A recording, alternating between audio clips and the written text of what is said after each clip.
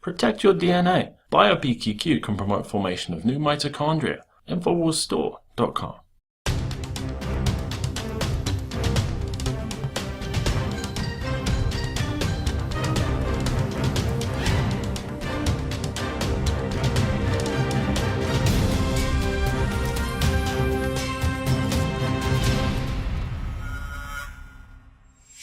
Welcome to the Infowars Nightly News. I'm your host, Rob Dew, and today's date is November 19th, 2014, and here's a look at what's in store.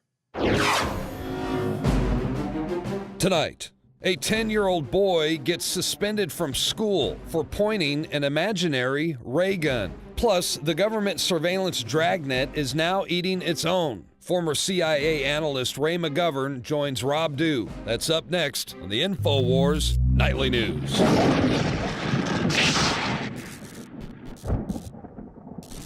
I want to start off tonight's show with a couple articles from the Washington Post.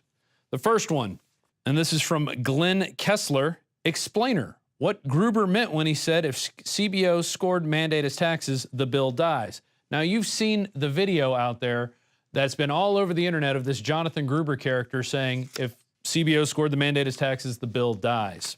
Well, this explainer article, also listed as fact checker, goes on to talk about how, you don't really understand what he meant. You're too stupid, once again, to understand what he really meant.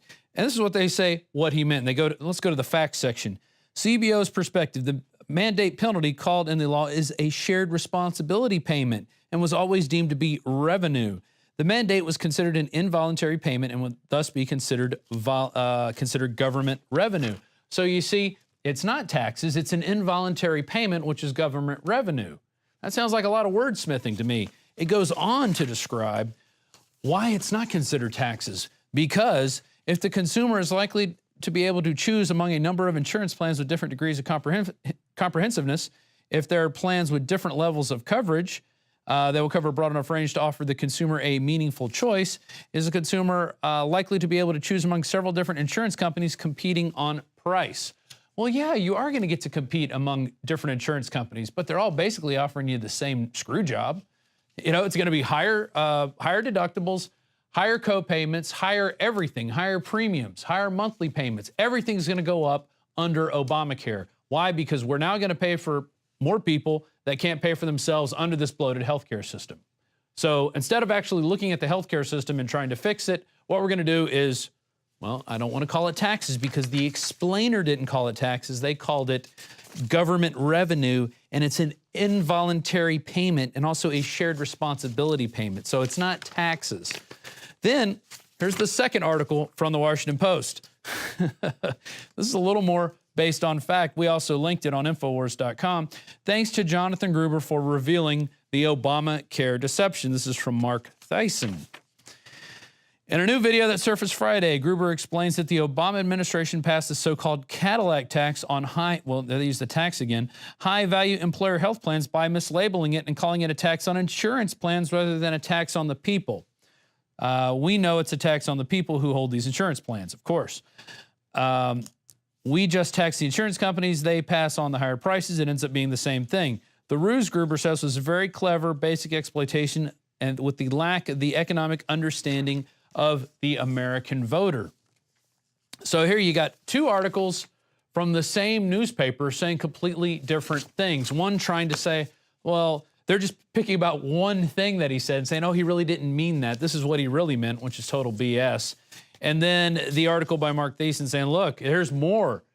He totally thinks you're stupid. And basically, we are stupid. We're stupid for letting them pass this. We're stupid for not holding the Republicans accountable for getting it repealed. So what are they doing? They're voting on the Keystone Pipeline again, which is probably going to get shelved by the Senate or vetoed by the president. They're not going after Obamacare, and they never will go after Obamacare. They're going to keep this in because, well, back in was 2008, Gruber was visited at Obama's office, and he was called the Democratic Party's most influential healthcare expert. He was also working with Romney to get Romney Care passed. So this guy was working for both sides of the same team, essentially, even though you think it's two different teams.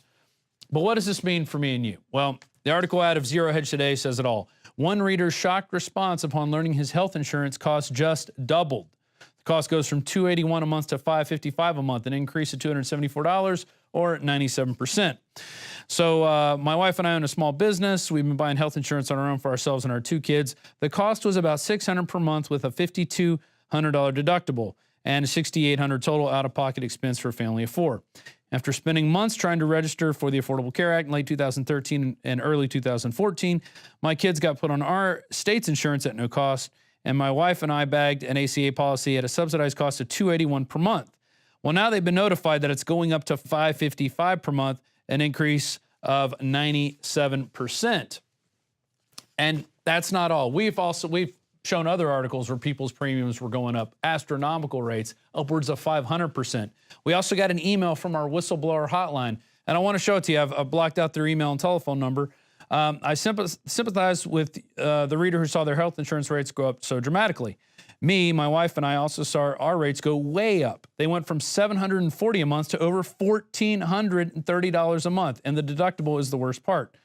The health ends companies have raised our deductible so far. The health insurance is nothing more than catastrophic insurance. So we pay $380 more a month for a basic health insurance plan, plus we have to put a roof over our head, and then we have a $6,000 deductible looming in the background. And that's all their upfront cost, and that's the big scam about insurance. So on top of the premiums that you're paying each month, you're also going to have a really high deductible that you have to meet before the insurance even kicks in. It's going to be $6,000. Some people it's $10,000. You're lucky if it's under $3,000. So really, anything you go in for, you're never going to meet that deductible. Or if you do, then after that, they're only going to pay a certain percentage. So you're still going to be paying. This is a total screw job, and we've been handed this, and I'm going to go ahead and say it now. Next week, I'm going to do that report. There's a couple companies out there, and they're not even companies. I don't even want to call them companies. They're kind of like membership clubs where you pay in a membership fee, and your fee goes directly to people to pay for their insurance or for their medical costs. And let me tell you, it's way better than Obamacare. It's grandfathered in under the Affordable Care Act, so anybody can get into this. And I'm going to explain it all next week because it's time that we start fighting back by opting out of this system. And not opting out so we get another penalty that we have to pay or an involuntary payment, as the Washington Post likes to call it. So that'll be next week. Let's get into some economic news in the rest of this segment. This was from Michael Schneider of Economic Collapse Forum. 3 of the 10 largest economies in the world have already fallen into recession. Is the U.S. next? 3 of the 10 largest companies on the planet have already fallen into recession. 6 years on from the financial crash that brought the world to its knees, red light warnings once again are flashing on the dashboard of the global economy. That was Prime Minister David Cameron. So why are people freaking out? Well, the economy of Japan, the 3rd largest economy in the entire planet, is a total basket case at this point. Many believe the Japanese will be on the leading edge of the next great global economic crisis.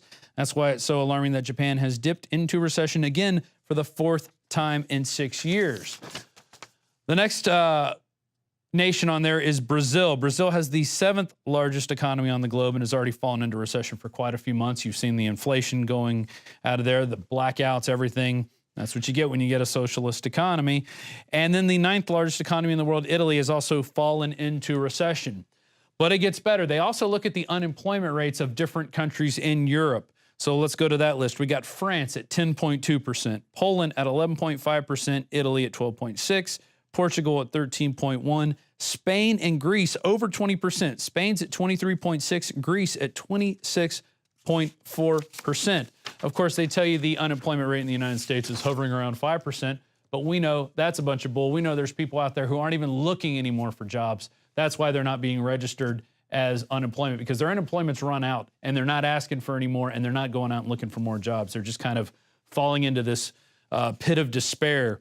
And another signpost on that is this article out of the Associated Press. Number of homeless children in America surges to an all-time high. A report estimated 2.5 million children have been homeless at some point in 2013. The number of homeless children in the U.S. has surged in recent years to an all-time high, amounting to 1 child in every 30, according to a comprehensive state-by-state report that blames the nation's high poverty rate, the lack of affordable housing, and the impacts of pervasive domestic violence. You also have the over 50 million families that are on food stamps. You have most families that are living paycheck to paycheck, meaning if they get sick or if anything happens to them, they're going to be out on the street. We are teetering on the edge of an economic collapse. And what is the solution? Well, the solution is to go after the people that actually did this, that actually caused the economy to go into this downward spiral, the too big to fails that we're afraid to go after. And our guest coming up is going to talk a little bit about that and why they're unable to go after them. But here is a solution. It's a quick article out of National Business, and this is from Iceland. Sincerely, the banker's name is Sincerely, sentenced to 12 months of imprisonment. Sincerely, T.H. Arnson, former CEO of Lebanski, was sentenced to 12 months in prison by the District Court of Reykjavik today.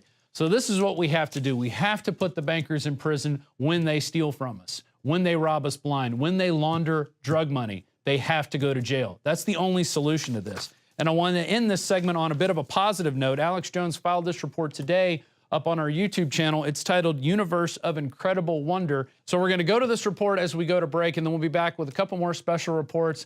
And then we've got an interview with CIA analyst Ray McGovern talking about FBI surveillance and how it relates to you out there and how the system is now finally starting to eat its own under this big bureaucratic weight of spying. Stay tuned. Well, you're only alive once, and we live in a universe of incredible wonder. That's what it comes down to. And all I'm trying to get people to do is to realize that there is an anti-human agenda to shutter our windows of perception, of consciousness. There is a conscious, public, global program to dumb you down and to try to limit the capacity and success of humans. And the corporate interests that are monopoly men are manipulating all the major political parties on the planet right now. And they are using the fact that we're individuals to atomize us so that we can't come together around basic tenets of human liberty and defeat them. But there is a human will, a human group consciousness that is aware of this. And there's a huge awakening, 10,000 times bigger and more real than something like Fight Club, that is cultural in nature, not violent, that will bring them down. So just tonight, look at that beautiful spotlights up there into the universe and just think about all the amazing things that are out there and realize that you're not junk, you're not crap, and the globalists don't control you and your life. That's what it comes down to. I want all of you to think about that out there tonight. And I know what I'm saying is just basic information, but think about it. Alex Jones signing off for Infowars.com.